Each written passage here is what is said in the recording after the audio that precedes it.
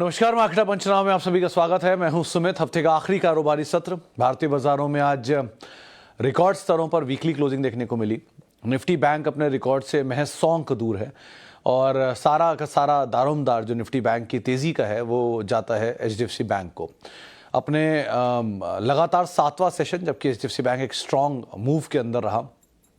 1550 या 1560 के जोन्स के आसपास एचडीएफसी बैंक पहुंच गया, जो कि एक मेजर रेजिस्टेंस जोन भी है। तो वहां पर अब एचडीएफसी बैंक पहुंचा है और बाकी निफ्टी बैंक आज इनफैक्ट तेजी में था। एमपीसी का आज मीटिंग था, 2 दिन का मीटिंग खत्म हुआ है एमपीसी का, यानी कि मॉनेटरी पॉलिसी कमेटी का। ब्याज दरों में कोई बदलाव नहीं हुआ 5-1 से, यानी कि 5 लोगों का ये मानना है बदलाव नहीं करना चाहिए, एक मानते हैं कि बदलाव करना चाहिए। जो एकोमोडेटिव स्टांस है, यानी कि धीरे धीरे करके हमें स्थितियों को सामान्य होते देखना चाहिए, इस स्टांस को बरकरार रखा उन्होंने। और महंगाई कंसर्न बोला है क्योंकि क्रूड बढ़ गया है, रुपये कमज़ोर हो रहा है, लेकिन अदरवाइज सिचुएशन जो है वो अभी कंट्रोल्ड है। आगे summer crops and all I जाएंगे तो लेट्स सी कैसे काम होता है। मॉनसून भी बेहतर रहने का अनुमान है इस बार।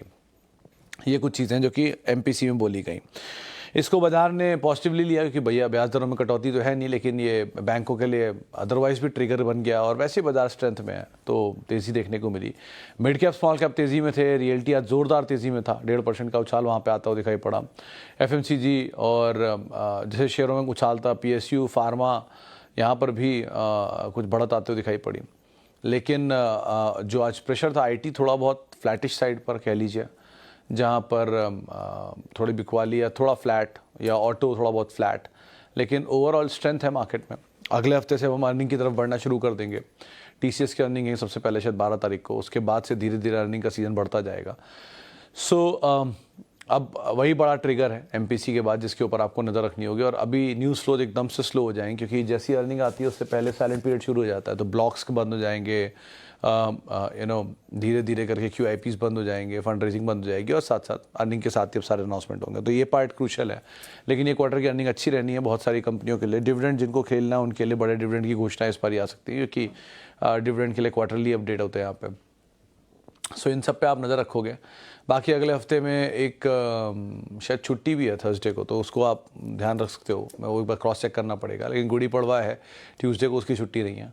सो ऐसे कुछ चीज़ें हैं जो अगले हफ्ते के लिए इंपॉर्टेंट हैं, उनके ऊपर आप ध्यान रख सकते हैं। बाकी अब सवाल जवाब का सिलसिला शुरू कर लेते हैं और बातचीत कर लेते हैं कुछ सवालों को लेकर भी, जो कि मेरे पास अलग अलग माध्यमों से आते हुए दिखाई पड़ रहे हैं। पहला सवाल किधर गया? ये रहा जी। पहला सवाल आया है ग्लेनमार्क फार्मा 400 शेयर 595 पे। हर्षद सर बने रह सकते हो, ऐसा कुछ कोई दिक्कत नहीं है सच तो इसमें, लेकिन बेटर इज़ कि फार्मा में अगर बहुत ही लॉन्गर ड्यूरेशन ऑफ टाइम के लिए सोच रहे हो तो और अच्छे नाम हैं जिनको आप आइडेंटिफाई कर सकते हो। ग्लेनमार्क के इसमें शायद लाइफ में स्टेक जब बेचा था तो उसके बाद कुछ पैसा आया था जो फर्दर इनके डेट रीपेमेंट के लिए यूज़ हुआ था, तो इनके नंबर बेटर होने चाहिए आई थिंक।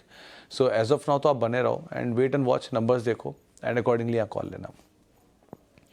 आयरेडा चल पड़ा, क्या करें? आयरेडा चल इसलिए पड़ा कि कल सर्किट लिमिट रिवाइज हुआ है, इसका 5% से 20% हुआ है, तो ये एंटिसिपेटेड ही था कि आज ये चलना चाहिए था। 8% 9% तो मैं सुबह देखा चल रहा था तब, तो यही एक ट्रिगर अभी के लिए इसमें काम कर रहा है, लेकिन ऐसा कुछ नहीं है कि कोई फंडामेंटल में फेरबदल है। देखिए, मैं फिर से एक बात बोल दूं कि अगर HDFC बैंक 1380 रुपये पे अच्छा लग रहा था तो 1560 रुपये पे कोई ख़राब नहीं हुआ है, बट एक बड़ी तेज़ी छोटे समय में आना is always bad for any stock, चाहे वो HDFC बैंक क्यों ना हो। और क्वालिटी वाइज स्टॉक में कोई कंसर्न नहीं है, बट हर चीज़ का एक फेयर वैल्यू फेयर प्राइस होता है। आयरेडा के केस में यही हुआ है कि वो बहुत जल्दी बहुत ज़्यादा तेज़ चला है। और सबको आयरेडा इस समय पसंद आ रहा है, तो अगर इतना पसंद आ रहा है तो कुछ समय बाद वो कंसोलिडेशन में जाएगा और शायद लंबे कंसोलिडेशन में जाए क्योंकि मतलब एक क्वार्टर का नंबर है और क्वार्टर का नंबर है नहीं, तो एक क्वार्टर के नंबर पर तो लक्ष्मी ऑर्गेनिक्स भी बहुत चला था, उसके बाद फिर वो भी कभी नहीं चला। सो ऐसी सिचुएशन ना आ जाए, इसलिए ज़रा ओवर ये मत सोचिए कि ये रैली मिस हो गई, दोबारा रैली आएगी नहीं। ऐसी रैलियाँ एक स्टॉक के इतिहास में बहुत बार आती हैं और अभी तो उसकी शुरुआत हुई है। ऐसे मल्टीपल रैलीज मिलेंगी, उनका इस्तेमाल कर लीजिएगा, ये नहीं तो कोई और रहेगा। मनी हैज़ नो कलर, चाहे वो आयरेडा हो चाहे सुज़लॉन हो, क्या फ़र्क पड़ता है? आपको पैसा बनाना है, वो बन ही जाएगा। सो ओवरबोर्ड मत होइएगा, बट थोड़ा सा बी रियलिस्टिक, बी प्रैक्टिकल, उसके हिसाब से सोचिएगा।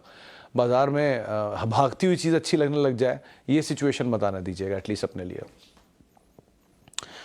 Good afternoon Sumit sir, Vedanta and UPL current price से 1 साल का व्यू। अग्रवाल साहब, बेटर इज़ यूपीएल कंपेरेटिवली, क्योंकि वहाँ सब कुछ बुरा दौर डिस्काउंट करके बाजार चल रहा है। ख़राब number, higher debt, loan repayment की दिक्कत, लॉस, सब कंपनी बैंक ने डिस्काउंट मतलब इस भाव पे 460 के दाम पर सब डिस्काउंट कर लिया था। सो अगर आपके लिए वो लास्ट जो ईयर लो है उसको आप स्टॉप लॉस लेके अगर लॉन्ग जाना चाहो चले जाओ।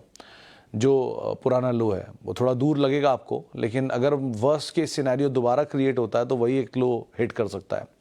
सो उसका या उससे 5-10 रुपये ऊपर का या 5-10 रुपये नीचे का स्टॉप लॉस लेके आप बने रहो और कैरी करो। अब जैसे जैसे चीज़ें बेटर हुई तो ये शायद वापस पिकअप कर जाए, लेकिन क्योंकि निफ्टी से ही बाहर हो गए, नंबर भी ख़राब हो गए, सब कुछ बुरा हो चुका है। स्टॉप लॉस क्यों ज़रूरी है? क्योंकि अगर यहाँ से और ख़राब हुआ, जो ये पता नहीं है, अगर और ख़राब हुआ तो वो प्राइस को तोड़ देगा, तो इसलिए आपको स्टॉप लॉस यहाँ ज़रूरी है। अभी रिस्की जोन में है, ये कंफर्टेबल जोन में एचडीएफसी बैंक था, इसलिए उसमें स्टॉप लॉस नहीं था कुछ भी। यहाँ पर रिस्की है, इसलिए स्टॉप लॉस लेना पड़ेगा आपको। स्टॉप लॉस रखिए और उसके साथ बने रहिए। अब जैसे जैसे आप मूव आता है उसके हिसाब से आप ट्रेल करते रहिएगा, लेकिन अभी के लिए वो आपका स्टॉप लॉस है और वो ज़्यादा सेफ है। वेदांता के केस में सर कमोडिटी साइकिल है, तो हो सकता है थोड़ा प्रेशर रहे इसमें, और दूसरा पॉलिटिकल सेटअप भी इनके अगेंस्ट में लग रहा है कुछ कुछ, तो हो सकता है अभी के लिए आप अवॉइड ही करिए, ज़्यादा बेटर है। आवास फाइनेंशियल में भी एंट्री कर सकते हैं क्या? मेरे ख्याल से प्रसन्न जी कर सकते हैं, बट इसका ध्यान रखिए एनबीएफसी है, सो है तो ये थोड़ा सेफ साइड पर एज ऑफ नाउ, बट फिर भी मतलब नंबर्स के ऊपर क्रूशली नज़र रखिएगा इसके, उसके हिसाब से कॉल लेगा, लेकिन अभी के लिए ठीक लग रहा है।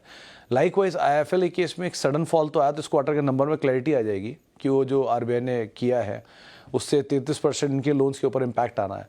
अगर वो 33% लोन से ज़्यादा इम्पैक्ट आ रहा है या वो डिस्काउंट हो चुका है तो मैनेजमेंट इस क्वार्टर के नंबर्स में बोलेगा वो चीज़, उसके बाद ज़्यादा क्लैरिटी आपको मिल जाएगी। तो इस क्वार्टर के नंबर देख लीजिए, यहाँ पर आवास में आप आउट राइटली वर्क को जा सकते हो। Sir, your view on Inox India, almost double in last 3 months. Financial seems good. और गुरमीत जी देखो, अगर डबल ट्रिपल होने की बात कर रहे हो तो एक कंपनी का भी आईपीओ आया था, केपी ग्रीन इंजीनियरिंग। मैंने बोला भी था कि एक आईपीओ मुझे लग रहा है ठीक होना चाहिए। 22 तारीख को लिस्ट हुआ था, आज वो शेयर डबल हो गया है। कितने दिन हुए अभी तक? मुश्किल से 20 दिन भी नहीं हुआ ना, 21 दिन में पैसे डबल वो हो चुका है वहाँ पर। सो पैसा डबल होने का मतलब ये नहीं है कि वो कंपनी अच्छी हो गई या सिचुएशन बेटर है या करा जा सकता है उसमें निवेश। आइनॉक्स ग्रीन के केस में जो कंपैरिजन है वो लिंडे से लोग करते हैं कि लिंडे इंडिया के केस में कंपनी इस तरह के कामकाज के अंदर, आइनॉक्स भी इस तरह के कामकाज के अंदर है, तो उसमें आप जा सकते हो। आइनॉक्स ग्रीन या आइनॉक्स एयर है इस कारोबार में, इनकी एक यूनिट है उसके अंदर। अब वो किसके अंदर आती है मुझे चेक करना होगा, बट मतलब आइनॉक्स की भी 2 कंपनियां भी लिस्ट हैं, एक सिद्धार्थ जी की और एक और कंपनी है, तो उसमें थोड़ा मतलब मिस कर रहा हूँ पुरानी वाली लिस्टिंग की नई वाली लिस्टिंग। नई वाली लिस्टिंग तो आईपीओ के बाद बहुत चला है, सो उसको तो अभी के लिए आप अवॉइड करिए। पुरानी वाली लिस्टिंग जो थी वो फिर भी एक बार को थोड़े बेटर सिचुएशन में, उसको आप एक बार को देख सकते हो। बट अगर इसी में जाना तो केपी ग्रुप ज़्यादा बेटर है, वो भी इसी तरह के कामकाज में, विंड एंड सोलर के बिजनेस में, और दाम नीचे भी आया हुआ है, तो उसको आप एक बार को फिर भी देख सकते हो। बट स्टॉप लॉस दोनों में ही रहेगा, चाहे केपी हो चाहे आइनॉक्स में हो। ओके जी, आगे बढ़ते हैं। और ONGC एंड BHEL अगले वीक के लिए राकेश जी, वैसे तो आई am not the right man for this कि अगले वीक में क्या होने वाला है, मुझे नहीं पता। मैं मंडे ना बता पाऊँ, अगले वीक तो आप बहुत दूर की बात जा रहे हो। लेकिन फिर भी मतलब एक ही चीज़ बोलूँ, अगर PSU में कुछ कंफर्ट जहाँ दिख रहा है, जहाँ बहुत ज़्यादा मुझे भी पागलपना नहीं दिख रहा है, जहाँ बहुत ज़्यादा तेज़ी नहीं आई है, उसमें से एक कंटेनर कॉर्प ठीक लग रहा है क्योंकि वो बहुत नहीं चला है। एक BEL ठीक लग रहा है जिसको आप देख सकते हो। कुछ हद तक गेल भी ठीक है क्योंकि वहाँ पे बहुत ज़्यादा तेज़ी नहीं आई है। तो ये कुछ नाम है जिनको आप आउटराइट देख सकते हो। BHEL तो एग्जॉर्बिडेंटली चला हुआ है और इस क्वार्टर के लास्ट क्वार्टर के नंबर भी वीक थे। इस क्वार्टर के नंबर देख लीजिए कैसे आते हैं। और ONGC के केस में क्रूड का चलना इनके लिए थोड़ा पॉजिटिव होता है कि अपस्ट्रीम कंपनी है ये। सो एक बार को ONGC ठीक है। अब क्रूड अगर और थोड़ी तेज़ी पकड़ता तो शायद अपमूव रहे इसके अंदर, crude and rupee both again. और बाकी रियलाइजेशन में डिपेंड करता है। पिछली बार शायद $70 के आसपास से या $60 के आसपास से, $65 के आसपास। इस बार देखती है क्या रियलाइजेशन देते हैं, क्योंकि पिछला पूरा क्वार्टर तो क्रूड नीचे रहा है, उसके बाद चला है। सो लेट्स सी कैसे काम करता है इसमें। So, Mr. if BJP win again, but we all know that again BJP come to power. So, anyway, do you think on result day 4 June market will fall? I mean, profit taking, or Nifty will hit upper circuit? दास साहब, जो event आपको पता है वो सबको पता है, agree? अगर सबको पता है तो वो नहीं होगा, किसी भी हाल में नहीं होगा, क्योंकि market will always surprise you, always do what is not what is not expected. जो एंटिसिपेटेड नहीं है वही होगा। तो क्योंकि इसलिए कहते हैं ना, आयरेडा, सुजलॉन, जहाँ पर सबसे ज़्यादा पब्लिक होल्डिंग है वो शेयर नहीं चलते हैं, क्योंकि सबको उम्मीद है कि वो चलेगा, इसलिए नहीं चल रहा है। जहाँ उम्मीद ही नहीं थी, HDFC बैंक, किसी को उम्मीद नहीं थी, चल गया 10%, थोड़े दिन में सब वापस आ जाएंगे उम्मीद के साथ, वो चलना बंद हो जाएगा, वहीं खड़ा हो जाएगा रुक के, या नीचे आ जाएगा वापस। तो इसीलिए जहाँ पर उम्मीद ना हो उसको बैठ करिए। और रही बात मार्केट की, तो सर इलेक्शन और नो इलेक्शन, आपको बड़ी इंटरेस्टिंग बात बताता हूँ कि बीजेपी के जीतने, मतलब it is, I don't have any political knowledge about any parties, मैं साफ बोल रहा हूँ, मेरी पॉलिटिकल नॉलेज जीरो है। So I am not the right man for political things, but इतना मैं समझ पा रहा हूँ कि जो मार्केट का पहला सर्किट, अपर सर्किट लगा है, वो यूपीए की पावर में जब फुल पावर में आई थी तब, बिकॉज ऑफ मेजॉरिटी सीट्स, तो उसके बाद अपर सर्किट लगा था। और उस लेवल से पार्टीज चेंज हुई, पॉलिसीज आई, स्कैम्स आया, दुनिया भर की चीज़ें होकर आज वापस हम जब खड़े हैं तो अपने ऑल टाइम हाई पे खड़े हैं। सो पॉलिटिकल पार्टी ए और पॉलिटिकल पार्टी बी और सी और डी और व्हाटएवर, वो आएंगे जाएंगे, चीज़ें होते रहेंगे, but Indian growth story will remain intact. One, आप क्योंकि थोड़ा बहुत भी करोगे तो हम अपने आप ही ऑलरेडी कुछ कुछ अच्छे काम किए हुए हैं, जो ऑलरेडी काम हो रहे हैं, एग्जीक्यूट हो रहे हैं, और चीज़ें बेटर होती चली जा रही हैं दिन पर दिन। हमारा कल हमारा आज हमारे कल से बेहतर है। हम अगर इस पे काम कर रहे हैं तो अपने आप ही हम बेटर हो रहे हैं। सो विद टाइम इंडेक्स भी ग्रो करेगा। अब ग्रोथ का स्पेस कम और ज़्यादा हो सकता है कि अगर निफ्टी 20% से ग्रो करेगा या 15% से ग्रो करेगा, लेकिन एवरेज पिछले 20 साल का CAGR 14 से 15%, तो वही निफ्टी का ग्रोथ रहेगा मोर और लेस। तो इसीलिए अब बहुत हद तक चीज़ें बाजार ने डिस्काउंट कर ली हैं, इलेक्शन, पार्टीज, सीट, इन सब को लेके, या नंबर ऑफ सीट्स को लेकर भी। कुछ सरप्राइज़ आएगा तो सरप्राइज़ ही मिलेगा, लेकिन नहीं आएगा तो उम्मीदें कम ही रखिएगा। सो इवेंट के ऊपर बेस्ट पार्ट होता है कि जब ऐसा इवेंट आ रहा हो, बहुत बड़ा इवेंट आ रहा हो जिसमें बहुत ज़्यादा वॉलेटिलिटी हो सकती है, उस इवेंट के दिन आप अवॉइड ही करिए कोई भी तरह की ट्रेडिंग, या उसके एक हफ्ता पहले, एक हफ्ता बाद तक चीज़ें हो जाने दीजिए, सेटल हो जाने दीजिए। ऐसा नहीं है कि मौका ख़त्म हो गया, बाजार बंद हो गया, उसका कुछ नहीं मिलेगा। बाजार में हमेशा मौके होते हैं, आज भी है और उस दिन भी होंगे। सो इवेंट पर से आप अगर ट्रेडर हैं तो अपनी पोजीशंस बहुत हिसाब से देखिएगा, और अगर आप इन्वेस्टर हैं तो आपको वैसे ही कोई फर्क नहीं पड़ता है, कोई भी पार्टी है, आपको तो अच्छे दाम पे शेयर मिलने चाहिए, आप लोग हैं। Again it is in my limited understanding, और मेरे को पॉलिटिकल नॉलेज जीरो है। अगेन ओके सर, आगे बढ़ते हैं। और can PVR INOX reach 2200 in 2 to 3 years? I think Suraj ji it can reach. आप ऐसे समझो कि HDFC बैंक के अलावा कोई और ऐसा स्टॉक जहाँ पे कंसोलिडेशन है वो PVR INOX ही है, क्योंकि वहाँ पर भी मर्जर हुआ है और वहाँ पर भी इंटीग्रेशन सेम वैसे ही चल रहा है। आप ऐसे समझो कि HDFC बैंक अगर देश का सबसे बड़ा प्राइवेट बैंक है, दुनिया के तीसरे बड़े बैंक में शुमार होने की बातचीत कर रहा है, तो PVR भी देश का सबसे बड़ा मल्टीप्लेक्स चेन बन रहा है। तो इस तरह की सिचुएशंस जब आती हैं बड़े मर्जर की, तो कंसोलिडेशन में जाते ही हैं स्टॉक। तो कंसोलिडेशन में गया हुआ है और वो इजीली 2200 नहीं और बड़े टारगेट भी अचीव कर सकता है, but it might take some time. तो वो टाइम के बीच में वो पेन बहुत बड़ा भी हो सकता है कभी कभी, कि कोई ख़राब नंबर आया, कोई लॉस का नंबर आया और शेयर ने बड़ा ड्रॉप दिखाया, तो आप पैनिक में मत आ जाना। अगर ये सब का पेशेंस है आप में तो आप एक बार को उसमें रह सकते हो, लेकिन अगर नहीं है तो फिर आप देख संभल के कॉल लेना, स्टॉप लॉस लेके ट्रेड करना। Please explain upstream and downstream companies. तो सर देखो, बहुत कॉम्प्लेक्स सब्जेक्ट है और ये बहुत ज़्यादा इसकी डिटेल भी है, निटी-ग्रिटीज़ भी बहुत हैं, तो मैं मोटा मोटा आपको समझाता हूँ। क्रूड आता है देश में जो इंपोर्ट होता है, वो इंपोर्टेड क्रूड जो इंपोर्ट होकर आता है देश में, उसे रिफाइन किया जाता है, जिसमें वर्ल्ड की best refineries owned by Reliance industries.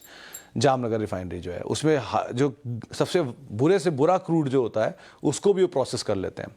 उसकी प्रोसेसिंग के बाद ATFs, patrols, diesel, and chemicals and tar and this मिट्टी का तेल एंड ऑल, बहुत सारी चीज़ें निकलती हैं। सो मल्टीपल प्रोडक्ट्स निकलते हैं, 16-17 प्रोडक्ट निकलते हैं। तो उनकी प्रोसेसिंग कंपनी करने वाली कंपनियां जो होती हैं उन्हें हम अपस्ट्रीम कैटेगरी में रखते हैं। फिर आती है नीचे डाउनस्ट्रीम कंपनियां जो कि डाउन साइड पर होती हैं, जो उनके फर्दर डिस्ट्रीब्यूशन में रखते हैं, जिनको हम मार्केटिंग में जो आती हैं। सो वो कंपनियां आएंगी OMCs, जैसे कि BPCL, HPCL, IOC। Reliance is into integration, backward and forward integration, तो वो अपस्ट्रीम में भी है एंड डाउनस्ट्रीम में भी है। सो इसीलिए वो एक बड़ा इंटीग्रेटेड प्लेयर है। ONGC प्रोसेस करती है, प्रोसेस करके आगे देती है और उसे कंपनीज आगे बेचती हैं। कुछ कंपनियां BPCL जैसे कि रिफाइनरी भी है, जिसको, या IOC जैसे कि रिफाइनरी भी है, इसका इस्तेमाल करते हैं। पानीपत रिफाइनरी, मथुरा रिफाइनरी आपने सुनी होगी, देखी होगी। सो इस तरह के काम भी वो लोग करते हैं। सो मोटा मोटा ये इसी तरह का प्रोसेस है। कुछ LNG में भी हैं, कुछ गैस में भी हैं, क्योंकि प्रोसेस जब करोगे तो आप गैस भी जनरेट होगा, तो ऐसे बहुत सारे प्रोडक्ट भी जनरेट होते हैं। सो अपस्ट्रीम को इसलिए हम डालते हैं उन कंपनियों में जो कि रिफाइनिंग साइड पर हैं, जैसे कि ONGC, रिलायंस, ये तरह की कंपनियां, या even HOEC is into refining, तो उनकी भी एक आसाम में है। एंड डाउनस्ट्रीम में even BPCL to an extent, लेकिन IOC BPCL एज वेल, लेकिन डाउनस्ट्रीम में आएंगे फिर OMCs, इवन रिलायंस उसमें भी आएगा। तो बहुत ओवर शैडोड वर्क है, लेकिन ये तरह का मोटा मोटा खाका आप अपस्ट्रीम डाउनस्ट्रीम का मान लीजिए। Okay sir, Olectra green take current price से 1 साल के लिए, आई थिंक अभी के लिए तो आप just wait and watch and see the numbers इस बार के, क्योंकि नंबर की इनकी बातचीत है, कैपेसिटी इनकी इस बार ही कम है। सो थोड़ा सा शायद ये लोग डिलीवर ना कर पाए तो नंबर थोड़े से वीक आ सकते हैं, इसलिए आज से आप इन पर नज़र रखिएगा। ओके जी, आगे बढ़ते हैं। और श्याम सिंगल साहब, शुक्रिया सिंगल साहब, please guide in Jubilant food works, buying 400 share 650, 3 साल हो गए होल्ड किए हुए। सिंगल साहब ये बहुत पहले और बहुत बड़ा मल्टीबैगर बन चुका है, उसके बाद ये कंसोलिडेशन में है। So it might take some time, लेकिन एटलीस्ट अभी के लिए तो आप होल्ड करो और wait and watch is a better choice. ये और डीमार्ट एक जैसे ही हैं, दोनों बहुत बढ़िया तेज़ी दिखा चुके हैं। डीमार्ट का कंसोलिडेशन खत्म हो गया है ऑलमोस्ट, इसका बाकी है अभी, तो चलने दीजिए एंड देखिए कहाँ तक जाता है, बट एटलीस्ट अभी के लिए तो होल्ड करिए। नंबर्स पे नज़र रखिएगा इसके। ओके, और NHPC 101 चला बहुत है सागर साहब, जरा उससे आप ध्यान रखना इसके ऊपर। ओके, रंजन साहब का सवाल है, good welcome to back, thank you Kumar साहब, how your trip was good. About Hindustan Unilever, I have 40 share, price 2440। I think आपको होल्ड तो करना पड़ सकता है कुमार साहब लंबे समय के लिए। Quality of stock is good, but it is very slow mover in comparison to बाकी स्टॉक्स। सो अभी के लिए तो आप बने रहो एंड सी, क्योंकि कंसोलिडेशन के लास्ट फेज में आप हो पूरे FMCG के, पूरा FMCG नहीं चला और उसमें ये भी नहीं चले। So it is a good company, it might take patience, but है अच्छा स्टॉक, वेट कर लो। Diversified a bit in other sectors as well, लेकिन अभी के लिए एटलीस्ट आप इससे बने रहो एंड देखो कैसे मूवमेंट लेता है आगे। चले फिलहाल अब इतने सवालों शामिल करूँगा, माफ़ी उन सभी लोगों से जिनसे बातचीत नहीं हो पाई, और बहुत बहुत शुक्रिया उन सभी लोगों का जिन्होंने सवाल पूछा। आपसे मुलाकात होगी अब सोमवार को। आप मेरे साथ जुड़ सकते हैं @सुमित रिसर्च, मेरा ट्विटर हैंडल है, सोशल मीडिया हैंडल्स हैं। और किसी भी निवेश से पहले अपने वित्तीय सलाहकार की राय आप ज़रूर ले लें, ज़रूर ले लें इनफैक्ट। और CNBC आवाज़ के YouTube, Facebook, Instagram, X सारे प्लेटफॉर्म पे आप हमारे साथ जुड़ सकते हैं और हमारे साथ इस कार्यक्रम का हिस्सा बन सकते हैं, इस कार्यक्रम के दौरान ऑब्वियसली। आपसे मुलाकात होगी सोमवार को। नमस्कार।